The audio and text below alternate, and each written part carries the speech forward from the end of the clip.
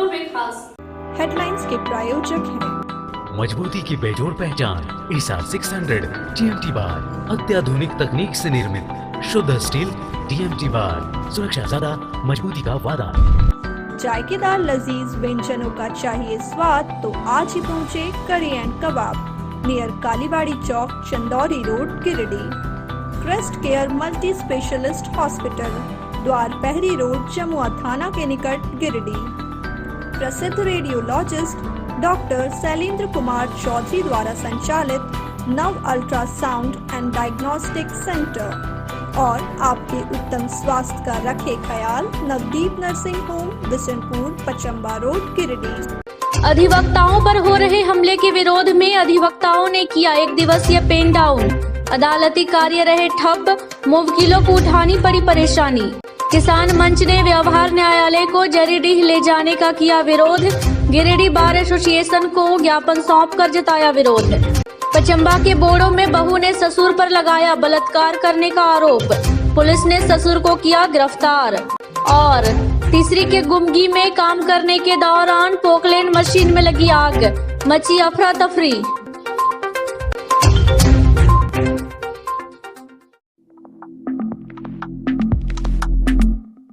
Jharkhand high court के अधिवक्ता हेमंत सिकरवार पर पिछले दिनों हुए कातिलाना हमले का विरोध और राज्य में एडवोकेट प्रोटेक्शन एक्ट लागू करने की मांग को लेकर राज्य भर के लगभग 35,000 अधिवक्ता मंगलवार को हड़ताल पर रहे हैं।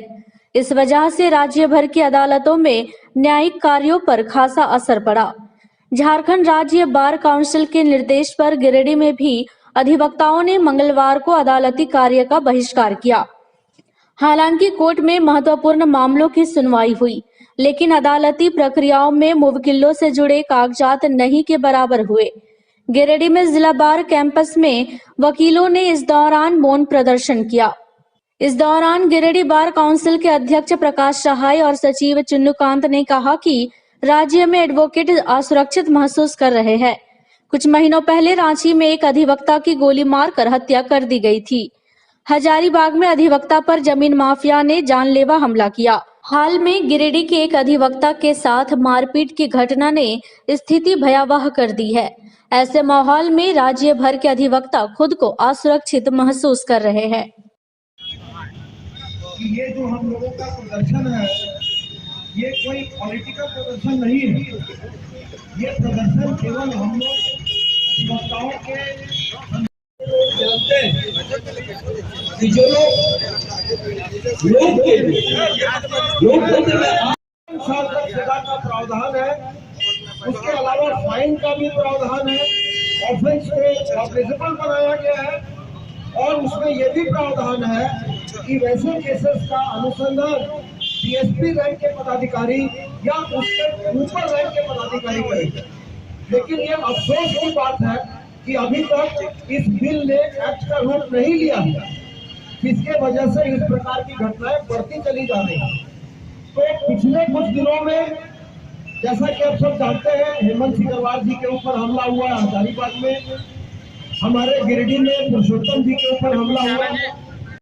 ये हम लोग मेमोरेंडम आज ही DC साहब को सौंपेंगे और उनसे हम लोग निवेदन करेंगे कि उस आवेदन को, उस मेमोरेंडम को आगे की कार्रवाई के लिए चीफ सेक्रेटरी साहब को भेजा जाए। तो मैं उम्मीद करता हूं कि इस पर सरकार जो है त्वरित कार्रवाई करेगी और एडवोकेट प्रोटेक्शन एक्ट लागू होगा झारखंड में। मैं तो चाहूंगा कि पूरे राज्य में लागू हो और देश के सभी हिस्सों में लागू हो, लेकिन झारखंड में लागू हो सबसे पहले, ऐसी मेरी कामना है। बहुत बहुत धन्यवाद। भी बदतर है, बहुत से भी बदतर है, इसके बारे में कठोर कानून बनना चाहिए। ये हम हमेशा से मांग करते हैं, चाहे हमारे एडवोकेट क्लर्क हो, एडवोकेट हो, हम तमाम लोगों के लिए ये मांग करते हैं कि आप हमारी व्यवस्था करिए, हमारी सुरक्षा करिए। निश्चित रूप से हम पैसे के लिए ये काम करते हैं, लेकिन ये निश्चित रूप से केवल व्यवसाय नहीं है। हम ये कहते हैं कि हम समाज के लिए काम करते हैं और एक अधिवक्ता सोशल इंजीनियर होता है, वो समाज के लिए काम करता है, अपना रोजी रोटी जरूर कमाता है, लेकिन वो समाज के लिए भी काम करता है, इसलिए उसको सम्मान मिलना चाहिए।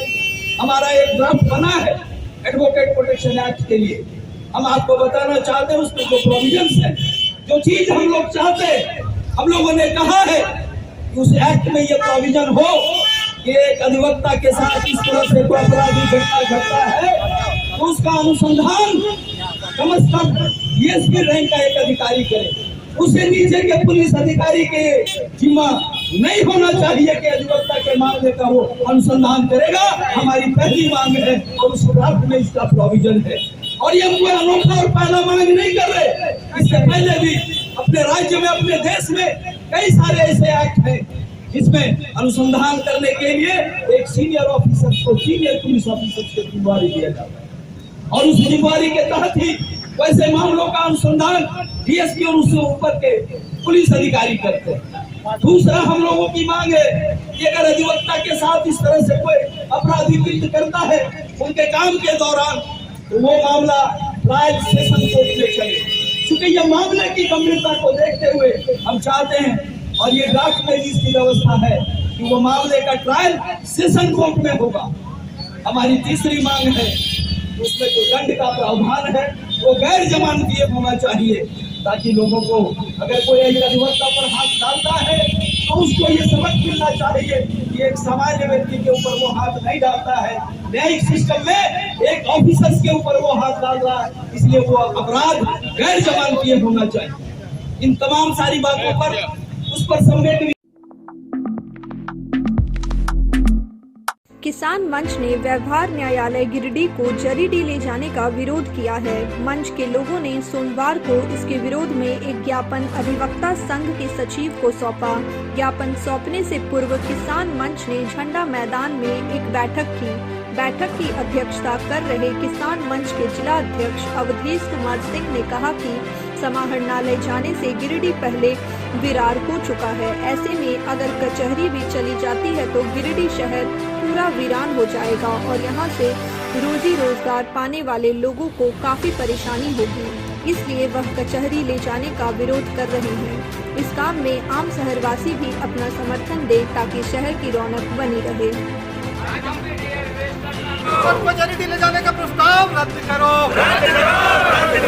कचहरी ले जाने का प्रस्ताव रद्द करो, कचहरी ले जाने का प्रस्ताव रद्द करो, बंद करो, वीरान बनाना बंद करो, वीरान बनाना बंद करो, बर्बाद करने का साजिश बंद करो, बर्बाद कर।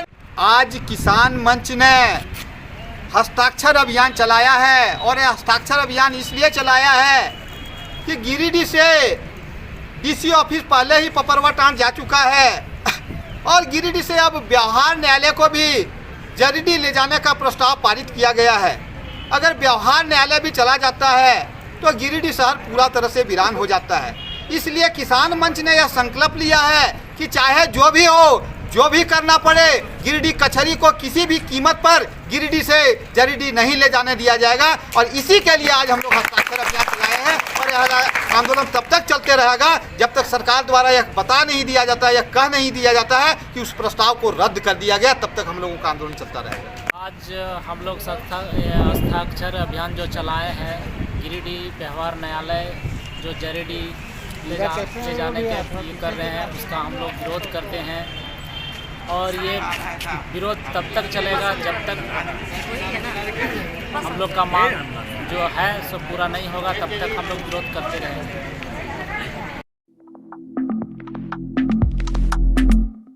रिश्ते को शर्मसार कर देने वाली एक घटना पचम्बा थाना क्षेत्र से आई है। बोड़ो लखारी की रहने वाली एक महिला ने अपने ससुर पर बलात्कार करने का आरोप लगाया है। फिलहाल महिला के आवेदन पर पचम्बा थाना पुलिस ने आरोपी ससुर सुखदेव पासवान को गिरफ्तार कर लिया है।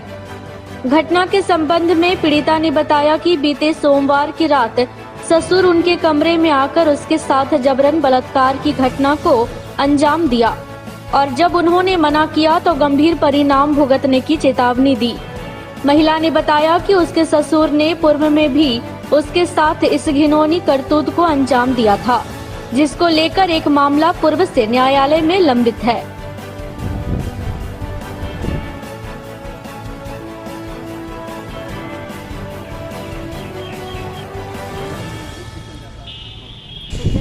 कहाँ का रहने वाले?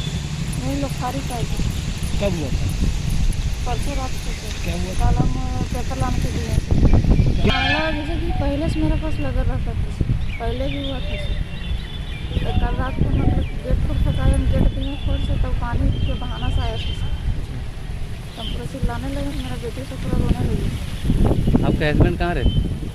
तो माई गए थे सर, बोले नहीं बात भी गए थे, अभी हेल्प कीजिए थी हमको सर। क्या नाम है आपका? रीना देवी। थाना में दिए हैं आवेदन इस मामले को लेकर? हाँ सर, खाना में तो दिए हैं। क्या चाहते हैं? हमको यही खाली मतलब ऐसी इंसाफ चाहिए सर।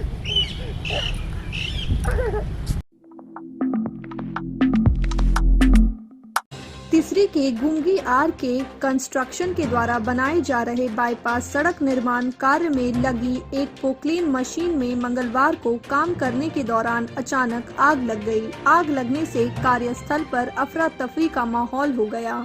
वहां मौजूद लोग इधर उधर भागने लगे। हालांकि बाद में कार्यस्थल पर मौजूद स्थानीय लोगों और जेसीबी के मदद से पोकलेन मशीन में लगी आग पर काबू पाया गया। फिलहाल आग लगने के कारणों का पता नहीं चल पाया है।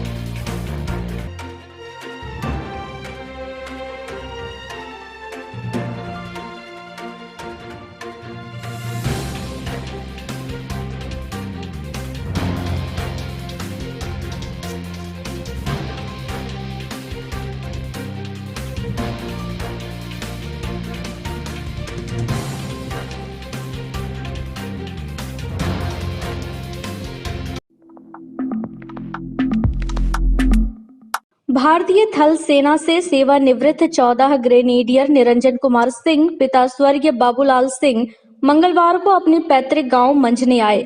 इस दौरान पूरे गांव वासियों के द्वारा उनके स्वागत के लिए हजारों बाइक की तिरंगा यात्रा निकालकर पटना चौक पहुंचे व उनको माला पहनाकर स्वागत किया। इसके बाद मंझने पंचायत के ग्रामीणों ने तिरंगा यात्रा के साथ बाइक रैली होते हुए उनके साथ उनका घर पहुंचे। इस सम्मान समारोह सह शोभा यात्रा में शामिल लोगों का जनसैलाब ग्रेनेडियर निरंजन कुमार सिंह की देश सेवा की शक्ति और उत्साह को बढ़ाने का काम किया। अपने पैतृक गांव मंझने पहुंचने पर उन्होंने तमाम गांव वासियों को इतना प्यार और सम्मान देने के लिए शुक्रिया अदा किया और कहा कि यहाँ का कोई भी नौजवान अगर सेना में जाकर भारत माता की सेवा करना चाहता है तो वो मुझसे मिले, मैं निःशुल्क ट्रेनिंग देने का काम करूंगा। उन्होंने कहा कि मैं यहाँ के लोगों को इतना जागरूक करूंगा कि यहाँ के और भी युवा सेना में भर्ती होकर भारत माता की सेवा कर सके।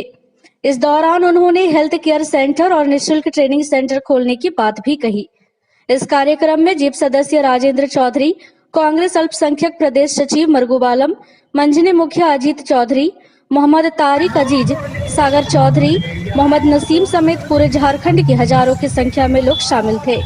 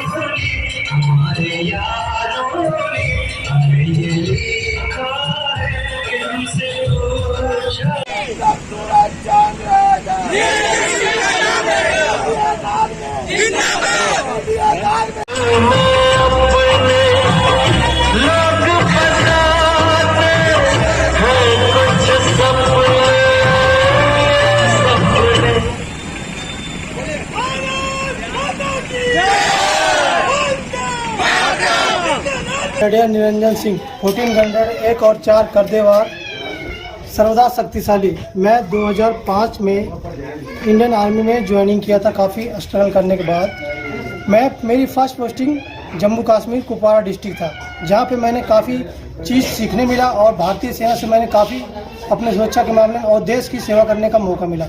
देश की सुरक्षा करने के बारे में काफ़ी मुझे जानकारी मिली, जिससे मैं आगे और बढ़ता चला गया और मैं इंडियन आर्मी में 17 साल 20 दिन कंप्लीट करके अपने घर वापस आ रहा हूँ। मैं भारतीय सेना का शुक्रगुजार हूँ कि उन्होंने मुझे एक सक्षम सैनिक बनने का और डिसिप्लिन कायम रखने का मौका दिया। मैं अपनी गांव वालों से काफ़ी उम्मीदें किया था, जिससे उससे भी ज़्यादा बढ़ के मैं अपनी युवाओं को प्रेरणा देता हूँ। जय हिंद। अपनी सेवा दे रहे थे। आज जो है कल उनका जो है रिटायरमेंट हुआ और रिटायरमेंट होने के बाद जब हम लोगों को खबर मिली, एक सम्मान जो है हम लोग अपने आप में एक सम्मान जगा कि नहीं, हमारे गांव का जो है लड़का वो आज देश की रक्षा सरहद पर करते हुए अपने समय को वहां पर निछावर किया और आज वो हमारे बीच फिर वापस लौट रहा है सही सलामत। तो इस वजह से एक हर्षोल्लास पूरे गांव में है कि आज मेरा जो बेटा, मेरा जो भाई बॉर्डर पर था, देश की सुरक्षा में तैनात, वो आज सही सलामत। न जाने कितने लोग बॉर्डर पर जाके और वहाँ से जो है हम लोगों को उनको वहाँ बलिदान दे देते हैं, हम लोगों को उनको खोना पड़ता है, लेकिन आज हमारा भाई बेटा जो है वापस सही सलामत आया। इसके लिए पूरे गांव में हर्षोल्लास है और लोग जो है सही मायने में लोगों के दिलों में एक सम्मान है कि आज हमारे गांव का लड़का जो है पूरे देश का रक्षा करते हुए अपना समय का बलिदान दिया और सेवा दिया और बॉर्डर पर, और आज वो वापस लौटा सही सलामत। इसलिए हम लोग गौरवान्वित है, गौरव है। तीसरी थाना अंतर्गत चंदोरी पंचायत में परिजनों द्वारा टीवी देखने से मना करने पर 12 वर्षीय रानी कुमारी ने फांसी लगाकर आत्महत्या कर ली। इस संबंध में बताया गया कि रानी टीवी देख रही थी, तभी नानी ने टीवी छोड़ पढ़ाई के लिए बोली तो वह नहीं मानी और जैसे ही नानी काम से कमरे से बाहर निकली, वह तुरंत दुपट्टा से फांसी लगा ली। जब तक गला से दुपट्टा हटाकर बच्ची को बचाने की कोशिश हुई, तब तक बच्ची की जान जा चुकी थी। इधर तीसरी पुलिस द्वारा शव को कब्जे में लेकर पोस्टमार्टम के लिए भेज दिया गया है।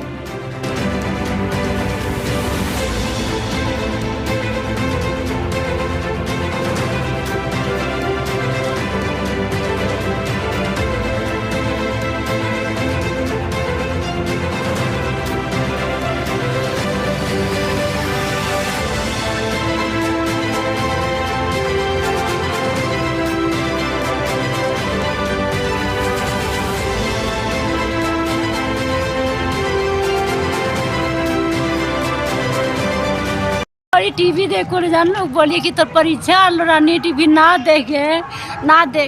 हाँ देख बेटा, रिमोट खाली हाथा से छीन के नुका के रख दिलिए जान लो। इतने बात वास्ते इतना बड़ा कान कर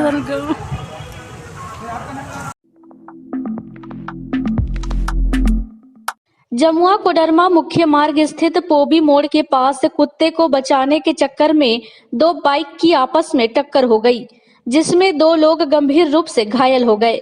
वहीं घायलों की पहचान हीरोडीह थाना क्षेत्र के धुरेता निवासी इमरान मलिक एवं दूसरे घायल की पहचान मुफस्सिल थाना क्षेत्र के राहुल मंडल के रूप में की गई है।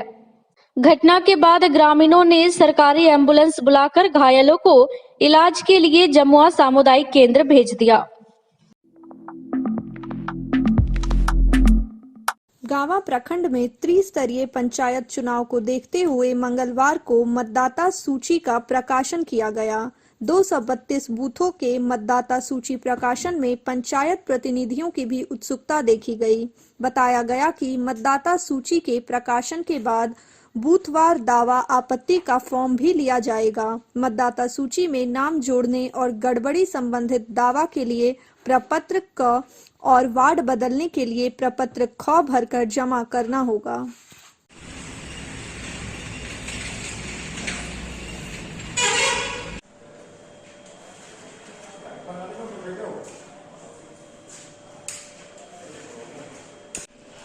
गांवा प्रखंड अंतर्गत 232 बूथ में मतदाता सूची का प्रकाशन किया गया है और कल से दावा आपत्ति का फॉर्म भी लिया जाएगा।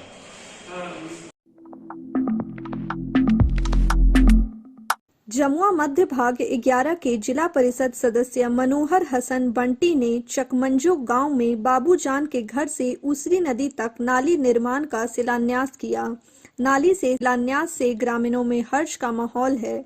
इस दौरान मनोहर हसन बंटी ने कहा कि चकमंजो गांव में पानी का निकासी नहीं रहने के कारण सड़कों में पानी भरा रहता था, जिसके कारण गांव में हर तरफ गंदगी थी। नाली निर्माण होने से ग्रामीणों को काफी राहत महसूस होगी। शिलान्यास में मीना दास, असगर अली, नौशाद आलम, चांद मोहम्मद रजा, बिसेसर यादव आदि लोग उपस्थित थे। आज चकमंजो पंचायत के चकमंजो में नाली निर्माण का शिलान्यास किया। जिला परिषद मध्यम के पंचायत का ये है और ये बहुत ही दिनों से जनता का मांग था, क्योंकि आए दिन यहाँ जो है पानी की निकासी नहीं होती थी और जिसकी वजह से जो है रोड कीचड़मय रहता था। और आज हमने शिलान्यास किया। हमको खुशी है कि जो जनता की मांग थी कि ये नाली का निर्माण किया।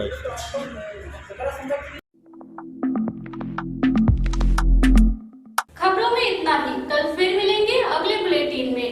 दीजिए पूरी टीम को इजाजत। नमस्कार।